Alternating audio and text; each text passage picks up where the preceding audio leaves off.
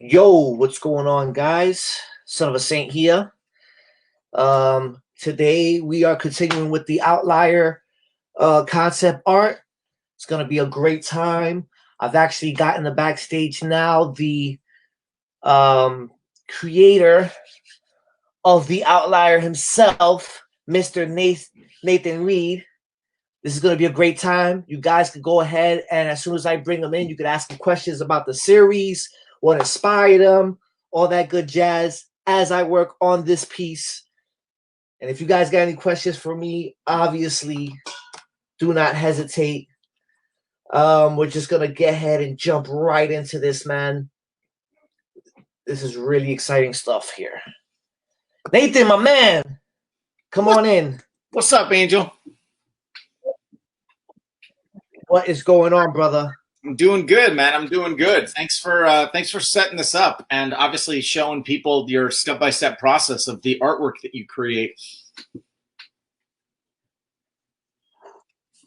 Yeah, man, I just figured it was time, man. I always get so many questions as to what my process is and how I do what I do. And so I just figured, why the hell not? What better project than this one, right? To Yeah, really show what's going on. Since it has such an in-depth story and there's so many layers to it.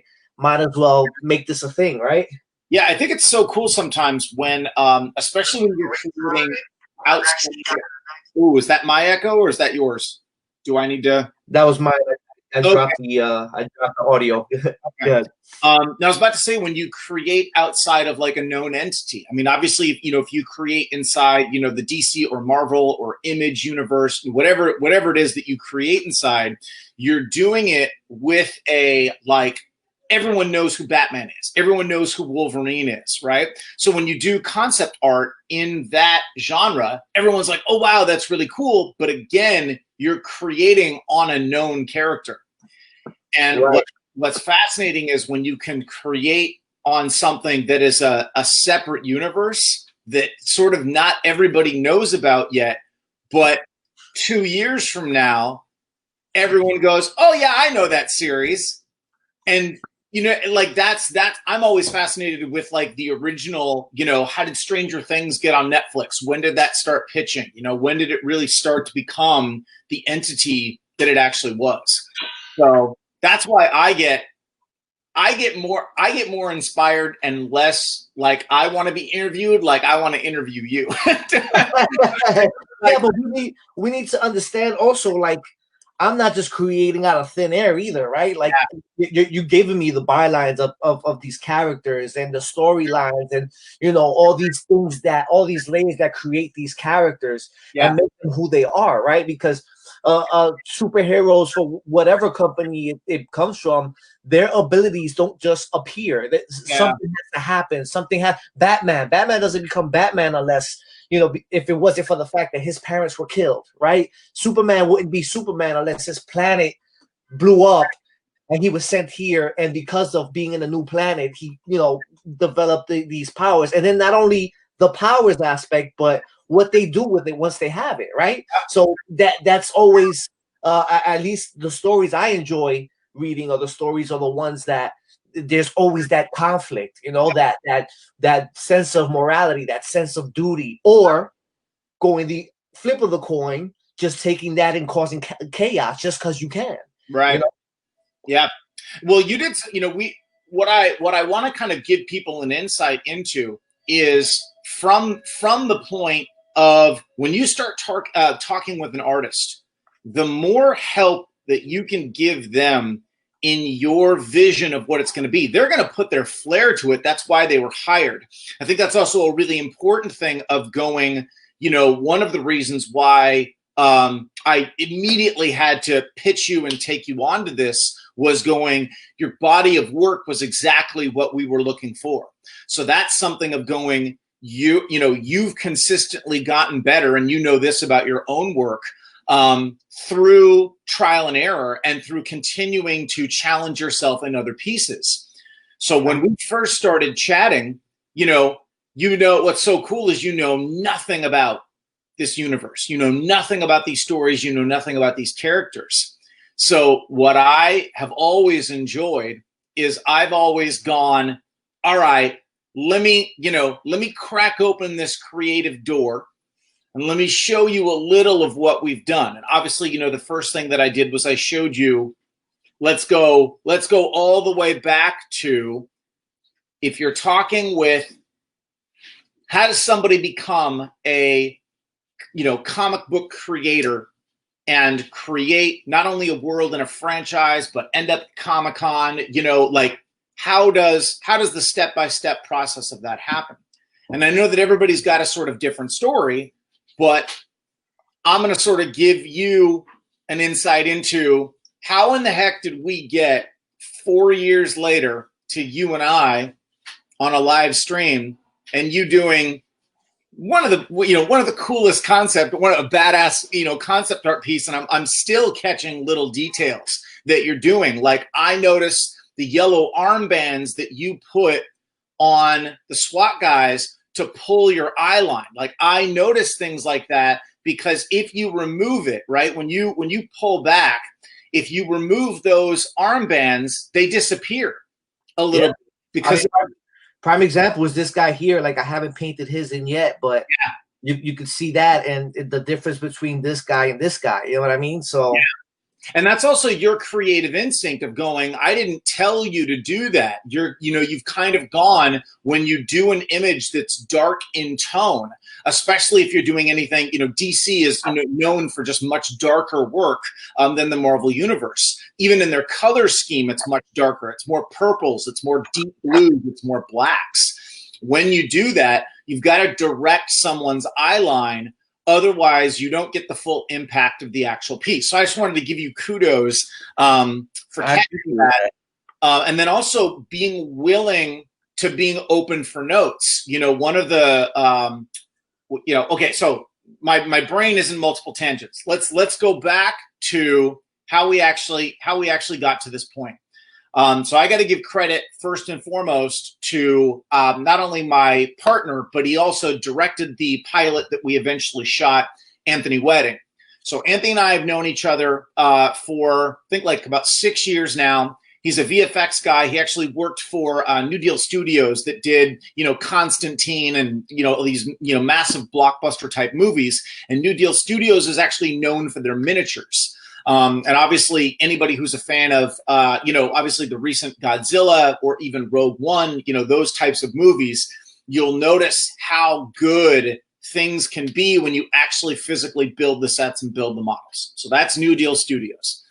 So about 4.5 years ago, I was coming off of creating the Mercury franchise, which is this dude that I actually did I wanted to have a little comic book placement right behind me. So Mercury has his own universe, his own comic book line, his own pitch film, same as everything, been to the tops of studios. Everybody knows about it. We're at Comic-Con every year.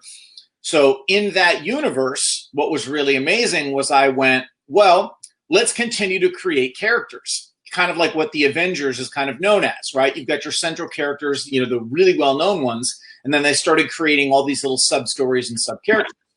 I decided to do the exact same thing. Right. The first thing that I actually thought of is I, as an actor, was actually on Marvel's radar. So I was going in for The Punisher. I was going in for Daredevil. I was going in for Jessica Jones. I ended up on these shows, which was really, really great. And I went, you know what? Like, if I'm gonna be on Marvel's radar, I gotta create something that kind of shows them that I can lead these franchises and kind of be seen in that light. It's a very, very difficult pitch when you're agent or manager or whatever it is. They're not able to call the head of Marvel and be like, hey, bring in this guy. 7 TV shows and about 5 movies. They're just like, I'm sorry, who is this? It's not going to happen. And so I went, well, one of the things I was really, really good at doing was what I call professional assembling, which is this. I'm not a cinematographer, but I'm connected to some of the biggest cinematographers in Hollywood. I'm not a director, but I'm connected to directors, visual effects guys, stunt guys. So that was one of the things that I think is really, really powerful, is maintaining these relationships and providing them even a platform to do what they do best. So I called AJ, that's what he's known as, Anthony Wedding. I called AJ and I was like, yo, I want to create inside the Mercury franchise. And he goes, okay, because he was involved in Mercury. He did the pitch film. He did everything. He did all the visual effects, and it's freaking gorgeous, which got us all the meetings at the studios. And I said, all right, well, I'm going to shoot this thing, and then let's talk about what we can do with it. So I hired a bunch of people inside the Punisher show. I was working actually on the Punisher, so I was able to kind of talk with the cast and crew and filming people. And I went, all right, I want to do this badass piece. And they're like, well, what do you have in mind? And this is literally how this entire universe got started. Is I went, remember when Nick Fury was trying to recruit Captain America, and he was boxing and looked all jacked, and he just kept hitting the bags, and Nick Fury is trying to talk with him, and he just keeps hitting the bags, and then he gets so angry he like slams into the bag and it flies off. Yeah. They're like, yeah. I was like, cool. I want to do a scene like that. Like, that was literally how this whole thing started. And so we went, well, what do you have in mind? And I said, well, I'd like the Nick Fury character to be played by a woman, because I love powerhouse women. I love putting powerhouse women in male sort of driven roles. Jodie Foster has done that really, really well with her career. Helen Mirren has. So I technically wrote this concept as a guy and then cast a powerhouse woman in it. So I got in touch with an actress by the name of Liz Larson. Liz is a Tony-nominated actress. She's a beast. She was coming off of an HBO special about Bernie Madoff and had huge credits. And again, she only kind of knows me through my wife because they had both done a Broadway show together. Huh, so I said, well, here's what I want to do. I want to do this scene, and this is how I'm going to shoot it, and this is how everything's going to happen. And she goes, I'm in. She goes, let's do it. So after a 2 Broadway show day, we filmed from 10:30 at night until 5:30 in the morning. So she had already done a 2-show day and then came to set, and we filmed this badass scene. Let me tell you, that scene is amazing. Like I'm so. That was like the highlight for me for the trailer. Like I couldn't believe how flawless it looked. It was so engaging, and the choreography was just top notch. Like I thought it was really, really well done. Yeah. Well, we're what's awesome is that we're actually dealing with two separate pieces. So here's actually what happened. So the scene, the trailer that you actually are familiar with is from the actual pilot. This is 2.5 years prior. So this is actually what I'm creating to basically be able to raise the money, which we actually did, and then actually shoot the pilot. So I got this piece done. I got in touch with AJ, and I said, I want to do some massively cool visual effects. He starts getting involved. We start blowing up some SUVs. We start giving people some powers. And with that piece, which is pretty much unseen unless you've been tracking this project for the last 4 years, that piece was what we used to then crowdfund to fund the actual pilot. So we're talking like the work before the work. Wow. So we get to crowdfunding, and I start casting basically inside who do I know who is a unbelievably badass actor and actress that can, give me everything that I need for this project and franchise and series. And this is how this all came about. This would be about 2.5 years ago. I am at a performance of a friend of mine, and she introduces me to this girl. And is like, oh, this is Kennedy. Kennedy, this is Nathan. Nathan, creates comic book franchises. He's a producer. He's a writer. He's all this.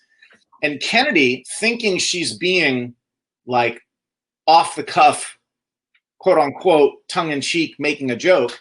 She goes, well, listen, if you ever need somebody who can do like 5 different types of martial arts and a bunch of, badass kick ass, let me know. She's joking. Well, And no joke went, well, actually, and this is the example of if you don't tell people what you do, they are never going to know. Yeah, for When sure. you look at Kennedy's trajectory into this project and then everything that she went on to do, that's the girl that you are now working on with these crazy cool, powers. You go back 2.5 years and you go, if she never says that to me in that, nightclub performance, whatever it is, you're then not working on her 2.5 years later. Like that's how crazy these things sort of line up. So now we have a fully shot sci-fi comic book pilot. The only reason why we haven't been able to deliver on the pilot is because of COVID. Because as most of you guys know, there are filming restrictions inside most states, and and all the film and TV shows are kind of like anxiously waiting to see like, well, what's going to happen? What's allowed? How many people on set? Like there's so many of these guidelines.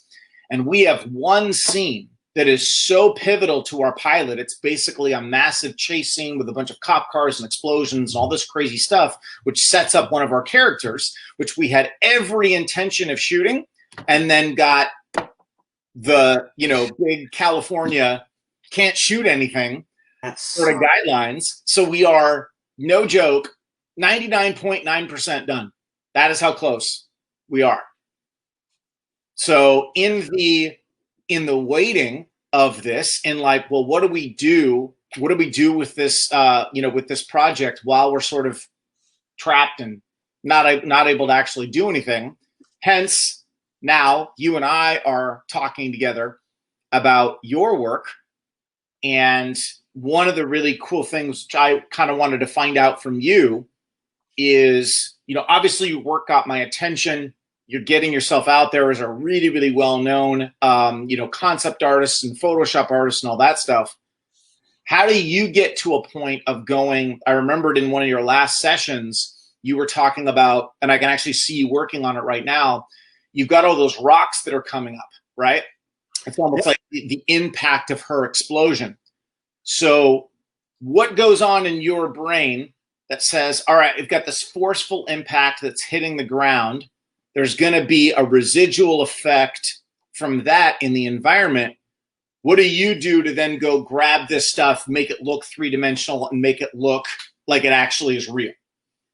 So this thing kind of goes in a couple of parts in my head where I sometimes have to do these weird visual representations for myself just so I have to see it kind of in action in my head, right? So I grabbed a bowl, put some water in it, got a little ball that I got and just dropped it in there from a nice height just to see the splash pattern. Yeah. And just based off that splash pattern, then I start thinking about, okay, so how much light is this thing going to give off? How much explosive material is going to be flying around? How much debris? Who's going to be affected? And then as an artist, you start thinking about light sources, right? So if she's a light source, how far out is this light going to go onto, the SWAT or whatever, these soldiers. I know we agreed on one of them being disintegrated. So if he's the one being disintegrated, he's got to give off his own kind of light as well. So now I have to account for that. And then we've got these kids in the background in these glass cells. So I need to be able to account for the reflective light that's being given off onto those back cells, onto the children themselves. Yep.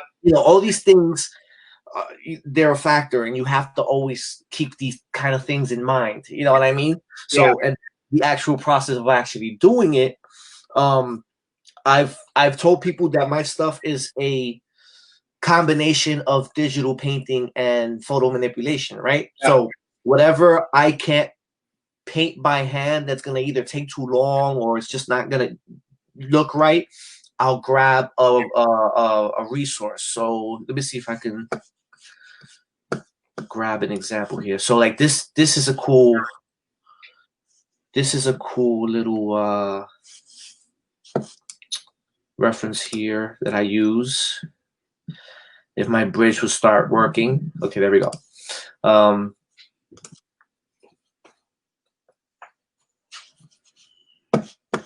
Alrighty, open image. Like that's, you know what I mean? Yeah. So then what happens with this is I'll throw it in there, and to me, this looks like crap. Yep. So I'll just use it as a reference and paint it again. You know what I mean? But at least I have the reference there where I know what I'm doing. So after I do that, then I start messing with colors. I start overlaying colors, you know. So if there's a red, it's gonna be 3 or 4 different styles of red, from like a fire truck red to like a crimson pushing to burgundy, and then some white to pink highlighting, things of that nature. You know what I mean? Just to give this thing life. Because if you just grab something like this and just throw it in there, even if you blend it and mix it, it's gonna look photoshopped. It's not gonna look right. Yes, so what you're working at as an artist is to have something which most people know is photoshopped, but then to not look photoshopped at all. Right. Yeah. Right. Like I couldn't even tell you how many times people look at my stuff and they get so confused as to how I did it, and they're like, "But how?" And I'm like, "Well," and then you try to explain it to them, and then, you know, and then it's kind of like it sucks because sometimes traditional artists don't necessarily like me, and then designers don't necessarily like me either. So I'm like that in between guy. Well, you know, one of the, you know, and you're in such a category because, and I'll explain sort of, you know, if you're not familiar with these terms, you've got pre-visualization artists, you know, in terms of like, you know, movies and television, whatever it is, and they're almost doing the computer generated version of an action sequence, right? So you can find the pre-visualization of the scene in Mission Impossible 3 where the drone is like, you know, firing missiles at Tom Cruise on the bridge. They did a computer simulated version, shot for shot, of everything that scene entails. And then J.J. Abrams takes a look at that pre-visualization and goes, yeah, that's exactly what I want to have on screen. So in essence, you're almost doing, for a comic book and TV show, you're almost giving reference to, if you do this explosion in one of your episodes, they may take some of the ideas that you come up with. Maybe it's the color scheme, maybe it's the impact, maybe it's the energy, no matter what it is, and use that as an example of, you know, you talk about like, why is something cool? Why is that, you know, such a cool image, and the difference between something being just okay and something being really visually great. Because I catch little things that you do. Like one of the really cool things that I'm spotting is, you know, you've got the SWAT guy's arm that's disintegrating, and I'm catching the little pieces of flesh that you have coming off of him. Because he's obviously breaking apart. But that attention to detail would, you know, let's say that you didn't do it. Let's say that you just did the color scheme inside of his arm. It looked fantastic. But that idea of, well, if he's breaking apart, some of him, you know what I mean? Like, what was it?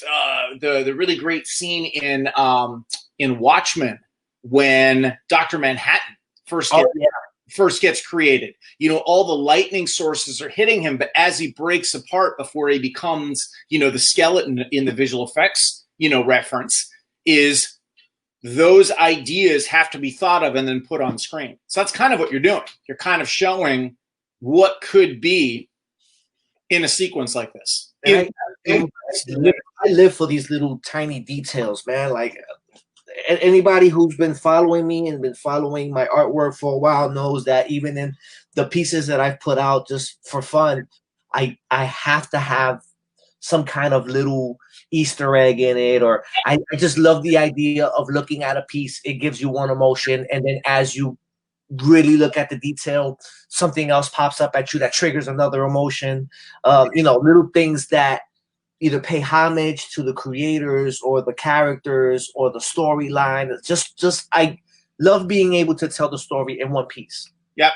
you know. So if no one catches it, we'll sort of release this on this live video.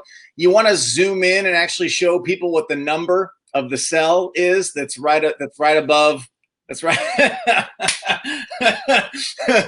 So, you know, any Star Wars nerd that's out there, you know, knows this number originally came from, you know, George Lucas's movie before he shot Star Wars, which then became the name of his visual effects company. And so, you know, you and I were talking, and I was like, "Oh, by the way, do me a favor."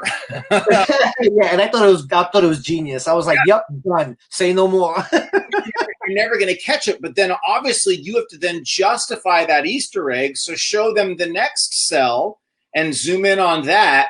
You've got to have the next cell is covered by these guys, but then further down, obviously the numbers go up. So yeah. So when you pull back, you've got, you know, these little hidden gems, and I'm even noticing more detail on like your light sources of what you're doing inside, cascading a light, how it hits other objects, what it does almost in how we talk about refracting light, like when light comes through a window and creates almost like a ray that you can physically see. Yep.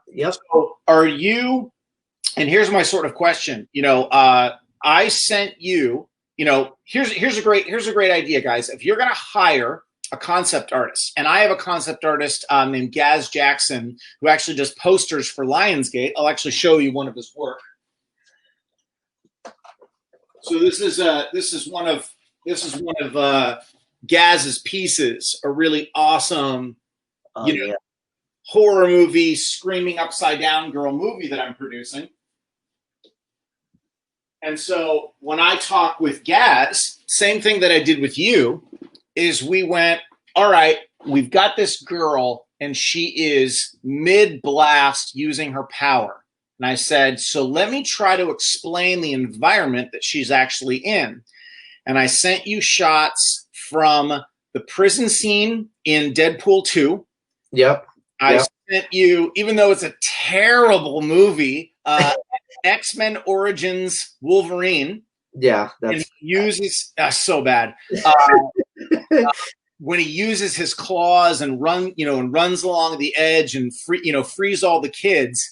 And I sent you a couple of other references. I mean, and this is what's really great. You know, again, when you hire somebody, is going, the more ideas that you can give them, even as a base, the more that they're not going to feel a bit like they're swinging and missing. Because if you come to deliver the piece, what's in the guy's, whoever's the creator, what's in his brain, if he can't articulate it well, you're going to deliver your first piece, Angel, and he's going to be like, it's not there. You're going to be like, well, what's wrong with it? This is exactly what you said you wanted. And he's like, you know, can you imagine getting notes from George Lucas? And he's just like, just something more, something just more cooler.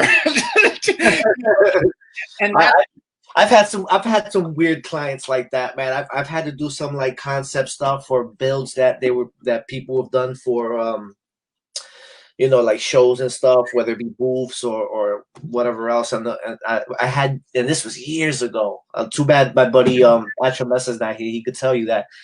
Guy goes, I need a blizzard scenario. No problem.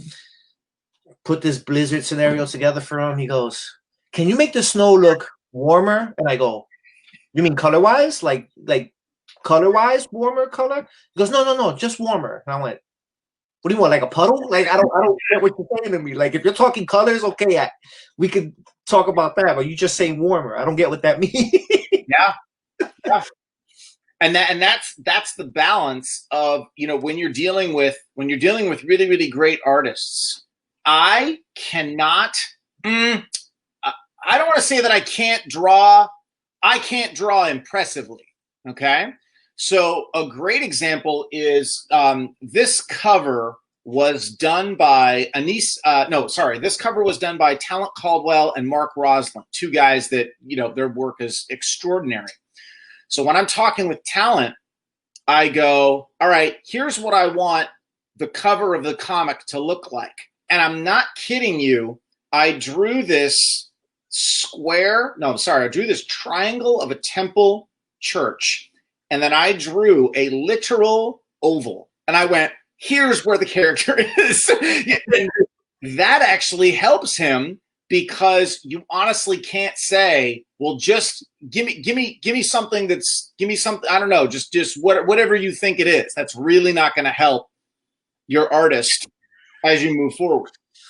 Well, the best parts are when they go, just make it fire, man. Just do what you do. Just make it fire. And then you're like, all right, I guess I got free hands, right? So I'll do what is to my liking, to what I like, to what I enjoy, what I think visually is going to look great. And then the creator's like, well, and then you get this just shitstorm of revisions that you're like, well, a lot of this stuff you could have just told me off the get, and I would have just got it closer. Like, I can't read your mind. These characters you've already developed them. Yeah. So you already know the basis of these characters. Just let me know who the character is, what they do, and the emotions you want to convey, and then we'll tweak it from there, you know? But don't just tell me to go for it and just do what you do, because I got nothing to go on. Do you have you put up the trailer for the Outlier in the Yeah, it's in the description of this video. Okay, awesome. But we could always just drop it in the comments as well. Yeah. Just in case. And then I wanted to, I kind of wanted to ask you a bit more on your sort of creative process, because I noticed that you do a lot of eye direction with your light sources. So I look above the character of Katya, and I see that you've got this row of like fluorescent lights, right? That's kind of like going along your roof. Uh-huh. As an artist, how do you deem how many lights do I want? What's the pattern? How do I what do you decide from putting this together? So to be honest, with adding these lights the way they are, I spent a good day kind of researching jails. And not just jails, but like federal prisons. You know what I mean? And just seeing their layouts, and I've always noticed that they don't particularly have these long style fluorescent lights. They usually have like these domed kind of stuff, but there's always a consistency in the pattern of how it goes down. Oh, so it does like little spotlights along the way. Right. It's not fully illuminated. Right. At least from the ones that I've seen, and maybe, to be fair, maybe the ones that I saw, maybe they were probably used for movies or whatever, because I can't imagine real life jails have this kind of lighting. I'm pretty sure they would want everything extremely lit so they could see every corner. Yeah. But the references I saw, they had those kind of spotlights and I really like that idea, because it when I looked at it, it gave me like this emotion, like it was very it just caught your eye, you felt like something was gonna happen in there, or something was gonna. So I just kind of mimicked it, But instead of using those dome lights, I just opted for these, because I just felt like this place would be a little more futuristic, or at least give it a more futuristic feel, only because of the containment units that they're using for these kids. Right. You've got a color scheme. You've got your blues, you've got your purples, you've got your deep reds, and what this really reminds me of is X-Men: Days of Future Past. And one of the final battle scenes, actually spread throughout. Whenever they did the futuristic look, and the Sentinels coming in their ships, that color scheme is really reminiscent of this, to where it's almost like the dark, bleak future, even if this is not how you would light something like you said on set. Yeah. I've always, anything futuristic or anything kind of sci-fi, I've always loved using kind of cool colors, in the sense of your blues and your purples, and that it's just like you said, like it gives you this kind of impending doom kind of feeling. You know what I mean? Yeah. So I definitely agree with that, and that's exactly why I love using those color schemes. Like if you see anything else that I've done, that's maybe if I do a Deadpool piece, find any of that, it's gonna be more warm colors, more that jump at you, but especially for the comic relief that he brings. Yeah. But definitely for these kind of pieces, though, I definitely love using this kind of color palette. Now, you were talking about, a great example of, you using real life things like the water droplet and how it hits a bowl of water. Do you have anything else that's in this piece, which you sort of, I obviously you used the light references from prisons and stuff like that, but do you have anything else which you can kind of think of, which you went, oh, this really inspired me to do either this environmental reaction? Well, for the arm, what I did was, so I have a huge flashlight that is LED. So what I did was I put on a long sleeve shirt and I turned it on and I kind of dropped it in my sleeve just to kind of get a sense of what it would look like because he's igniting from the skin outward, at least is how I pictured it. Yeah. So I wanted to kind of see how light would glow through cloth and then start thinking about, okay, this cloth is also going to ignite. So how am I going to layer this so that you can kind of see that the light is coming, or he's being burnt out from the organic to the inorganic. You know what I mean? That's a lot of what they did. Obviously, James Cameron, before he did the Terminator movies, he did that water sequence character from The Abyss, which actually was then his motivation for, the liquid Terminator, right? Terminator 2. But that sort of thought process of like, how does the real world lighting, like you said, holding even when you hold a flashlight up to your skin and stuff like that, like how it actually shines through and what you actually get from that. One of the first pieces that we're talking about, like the first revised thing, is going, and this is obviously once again why you've got to work with somebody that understands story, is we didn't realize that we needed the SWAT guys to begin with, right? We thought we could have them deep in the distance, like already dead, which you would think sort of makes sense. And then you look at the piece and you go, if I don't have any impending danger to her, her blast doesn't make sense. Yep. Exactly. You don't know why she's using it. And even when you gave me that note, I was like kind of hard on myself. Like, damn, why didn't I think of that? Like, because one of the first things you did tell me was, her power is activated by people threatening her or coming to do her harm. Yeah. So I should have thought, man, something has to trigger it. Yep. And so if people were dead in the background or whatever, the damage is already done, right? So you wouldn't have this blast. Yeah. So once we started doing this, though, it like I really love. That's why I've been taking my sweet time on it, because I've been I've been loving this process, especially the storytelling behind it. Yeah.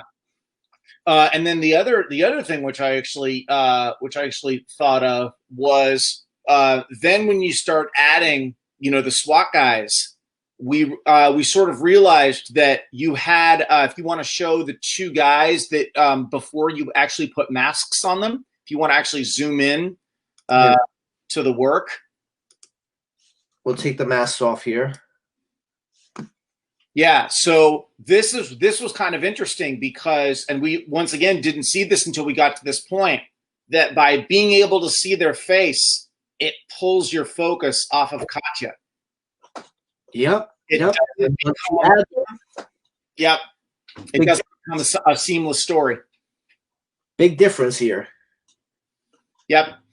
And then also by giving them that reflector, which was oh god, am I blanking on because I love the Judge Dredd, the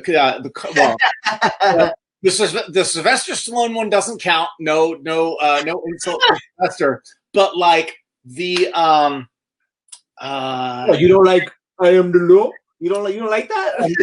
I'm thinking of the Carl Urban. His name was blanking from me for a second. The Carl Urban remake of Judge Dredd. I don't know how that movie bombed. If you have not seen that movie, go see that movie. Like, it was something like they didn't market it right. Something happened, but that movie is like what they wanted all the subsequent RoboCops to be. Like RoboCop 1 is ridiculously violent, like almost uncomfortably violent. Oh yeah. Oh yeah. They tried to commercialize it and it didn't work, and then they tried to remake it again and it didn't work, or whatever it is. But that's what the masks actually remind me of. So you've got these really, really great, references to what's worked in either other stories or other dimensions or whatever it is that work here. Man, I love that movie too. Yeah. And I don't know if because probably my parents are probably watching this, but my parents had no idea what the hell I was watching when I was a kid. Yeah. And that was one of those movies that was like, I don't know if I should be watching this, but I'm going to. I mean, we grew up on the Die Hard, the Terminator, the Predator. Like that's our kind of, that's kind of our generation. So that you can, help some other people in how you kind of create your work. When we knew that we wanted some kids in cells, how did you go about deciding where they were, what stance they were in, the color scheme to them? Like, what did you use for reference on that? So for the kids, I know we had this discussion of when you were explaining to me what the cells were looking like, and the thing that stood out in my head was that the Deadpool movie where they actually had mutants and they even had mutant kids in the cages and stuff like that. So I definitely wanted to have this sense of these kids are there against their own will. Yeah. Maybe some of them have been there longer than others. This idea of what is going to happen to me. Yeah. Picture you're 10 years old, you're in a cell, no real understanding as to what's going on or why you're there. So, like, if you look at this kid here, this kid's probably, they just got him, right? So they probably just threw him in there now. And he's like, I want my mom, or I need to get out of here. What is going on, right? Whereas as this kid here, he's been there a bit more. Yeah, he's got the gown on. Yeah.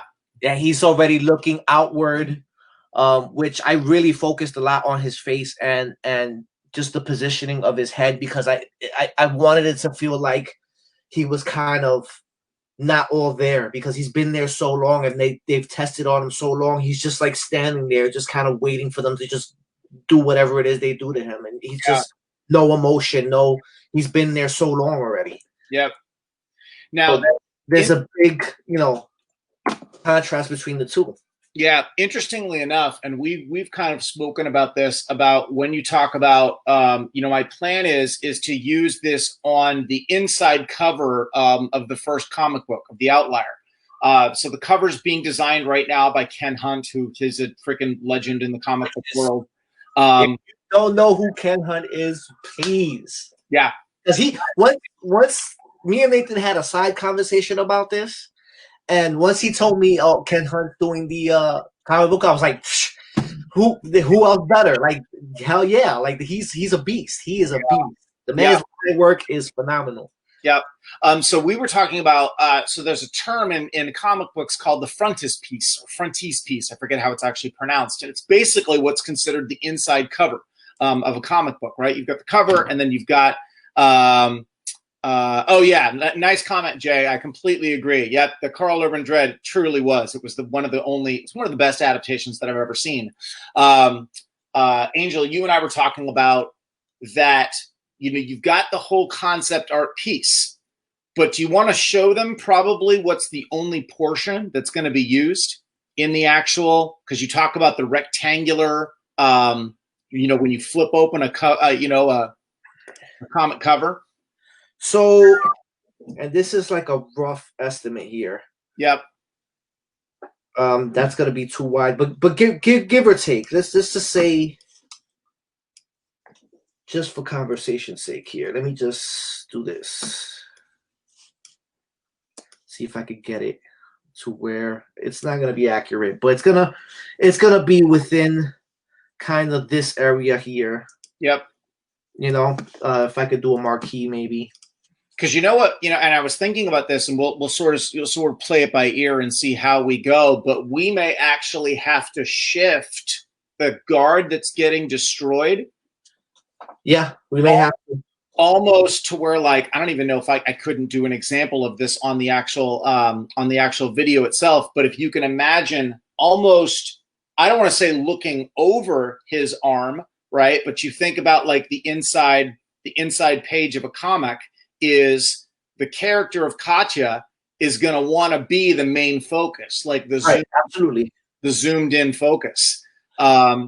And so it may, and this is once again, like why you create pieces and then sort of adjust them accordingly, is that by itself would make an awesome print up in like a wall mounted poster, right? Like you would want this version. Right. I mean, that's a lot of the times I kind of over deliver sometimes, because I kind of think if they're gonna use this piece in multiple platforms, or it's gonna have multiple uses. Especially, I've had the experience where I have done a movie poster where it's on Amazon Prime, so they needed stuff for the animated trailer, I guess, or the sequence that they showed to show the movie. So I do these pieces where it's so detailed and expands outward, but it could be zoomed into whatever is needed for whatever specific platform necessary. I rather over deliver and have more to play with than I have to go back and readjust and repaint, and then I don't want to, Yep. And that, I don't want to waste your time. I don't want to waste my time. You get what I'm saying? Like, yeah. And that's just something to think about in terms of, when you're creating visuals, as you go, look at the percentage of how much Mercury takes up of this cover, right? He's at least 70% of this cover. Now, because Katya is using her blast, you don't want to be that close on her to where you don't see the sort of ripple effect. So you want to pull out a little bit. But again, as the artist, you go, if I'm in a medium shot of the girl and I'm not seeing the disintegrating SWAT guy, then I have to move him over. Let me try something here. See if we can, just for discussion's sake here. You could keep talking while I prep this. Okay. I'll try something here. So if you got, and this is obviously there's so much to actually look into, and I believe Angel put a hyperlink into this. One of my closest friends, Justin Giddings, is actually he's literally the Kickstarter guy. That is, so if you've heard that term, that's my friend Justin. He's helped artists and entrepreneurs raise over $6 million for their actual productions. I've known Justin for years and years and years, and I actually used his services and his mentorship and all the crowdfunding stuff or whatever it is. And that was how we did just shy of $17,000 on our first day on our crowdfunder. So to give you guys an idea of like how these things get funded, that's one of the toughest parts sometimes for artists is you've all these ideas, you've all these things that you want to do, and the first question that anyone is going to ask is, how are you going to pay for it? So, even in this, you're dropping money on concept art, you're dropping money on, the comics, and all these things. It's almost like in order for your vision to come to life, yes, you've got to, excite a lot of people about your idea, but you've also got to get your idea into reality. For sure. So that's like a quick, obviously there are things that in the final, once this thing is done, have to shift over a bit here and there.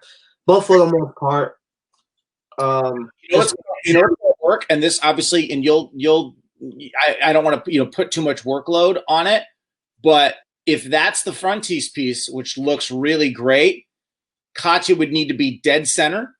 Yep. Yeah, that's what I mean. Like things would have to be shifted.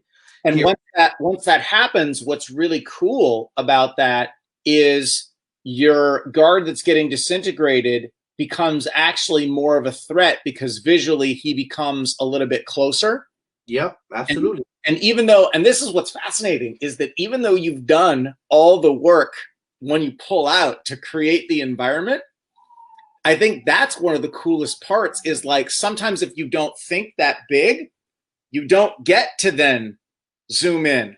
Like if you just were to do this, it'd be phenomenal. Like it'd be jaw dropping. But the mere fact that you have the pullout, oh yeah, for sure. Stupid. The pullout is always important. Yeah, that's very true. As the I'm going to deny that anyway. But yeah, I mean, this is where we are for right now. Yep. I think we're gonna drop this here for now. Is there anything else you want to let the people know, Nathan, about Outlier? Where to get you know what was really cool is I saw that you had a bunch of your friends like the fan page, which I thought was awesome. I kept getting those notifications throughout the day yesterday.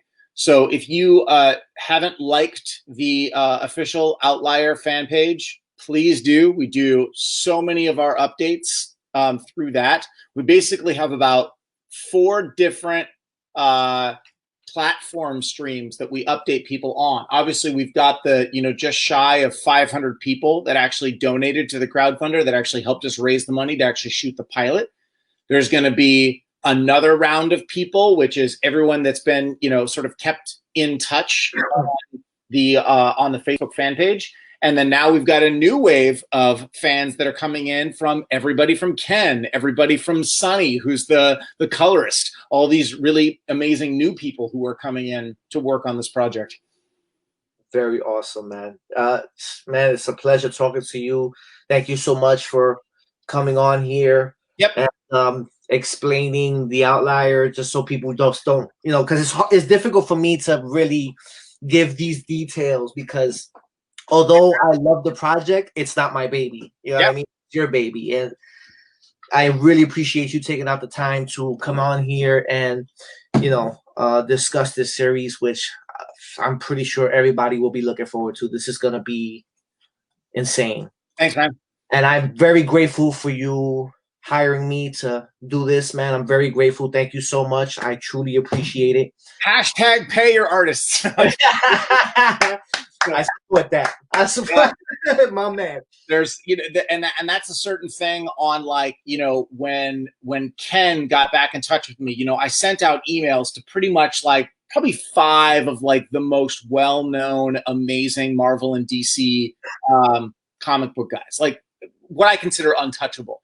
And Ken gets back in touch with me. He's like, oh my God, I would love to work on this. And I, like a giddy schoolgirl, was just like, oh my fucking, you lose your mind when somebody of that caliber who's coming off of working on Batman and Ghost Rider and all these amazing pieces goes, obviously you saw the trailer and saw everything that we had done.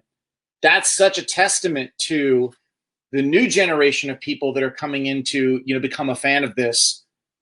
It becomes so cool because of people like Angel, because of people like Ken, because of people like the entire cast and crew that worked on this. I mean, our entire stunt team, they were all the Marvel and Daredevil and Punisher guys. Like I literally just plucked them from those shows and was like, hey, you want to come work on this? And they're like, yeah, I do. And you're like, really? And if obviously you've got to respect people's time and people's energy, and there's a caliber of work which I hold myself to, which is ridiculously high. And that I think that goes to show you, and this is just a mark kind of on being a creator. Not every idea is brilliant. Okay. And I'm going to give you guys an example of this, of how flexible you have to be. So we're going to end on this. So remember 4.5 years ago when I said that I wanted to play this character that was being recruited and blah, blah, blah, blah, blah. Okay. So that character turned into a character named Radium. And Radium is a character that harnesses radiation from the sun, and he basically becomes a walking atomic bomb. One of the coolest concepts that I've ever thought that I've come up with. He doesn't know if everybody who he's in touch with, he's giving them cancer. Like there's all these subsequent things of how he feels like an outsider. That character, okay, does not survive, meaning like doesn't like he dies. He never made it to the page in the pilot. So 4.5 years ago, I created one of the coolest characters that I became obsessed with. And then as all these amazing things go on, and what stories you're going to go with and all that stuff, and I read AJ's draft of the pilot, and I went, Radium's gone. And he went, yep. And I went, okay. And that was my character. And that's something that I have to, you know, impress upon people the most is going, your ideas are not always the brilliant ones. You have to surround yourself with, you know, 5 or 10 other brilliant people that maybe have more experience than you do, and realize that, you know, I can't tell you how many people pitch comic book ideas to me, and I go, no. And you have to be okay with that. And so, you know, as we end here, if you know, stay in touch with Angel, hire him for his work. He's a badass freaking artist. And I look forward to seeing this in the finished piece and then subsequently used in marketing and all that. I just wanted to touch on one thing. For all you indie guys, for all you, because I'm an indie guy, all you guys that have not, and I put myself in that category as well, that, you know, you're hearing how Nathan is saying, you know, you got all these Marvel guys, all these DC guys that are attached to this project, and how he's ecstatic about that. It starts somewhere. It always starts somewhere. Yep. Continue to work on your craft. Continue to practice. Keep grinding forward. Because let me tell you something, man. I've been doing this a long time, right? And if you guys follow me, you guys see that I get stuff here and there that is good stuff, and I'm always looking to reach the higher level, right? It doesn't come overnight at all, ever. Atramessa, who's in the room right now, could tell you, when me and Atramessa first started doing this line of work, it was brutal. It was brutal. You had to take the shit jobs and whatever just to build portfolios. And my point is, never get discouraged. If you want to use my situation with the Outlier as a kind of a base, that's a great start. Keep grinding. The only reason I bring this up, Nathan, is I get a lot of messages from people saying, how do you, you know, get to this point in your career? How do you get these opportunities? How do you and there's no real answer to it, but you keep grinding. You keep, if you love what you're doing, you're passionate, okay? Because what doing art or film, or it's a passion of love. You want to get paid, but it's a passion of love, because you have to have a level of patience to deal with all the others, because all you guys are seeing are the good stuff that we're posting and the good that we're having. We're not going to post the bad times, and there's a shit ton of them. So I just want to encourage all my fellow artists out there, and that means paint, digital. If you're a writer, if whatever, please continue forward, grind it out, and you know, keep dreaming and make it happen. Just make it happen. That's it. All right. We're out. Nathan, thank you so much. You guys go check out Nathan Reid's Outlier. The links are in the profile.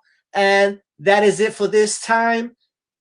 I will see you sometime this week with another hash up of this thing and When Worlds Collide. So see you guys. Peace, Nathan. Peace, everybody. Be good. Thanks, man.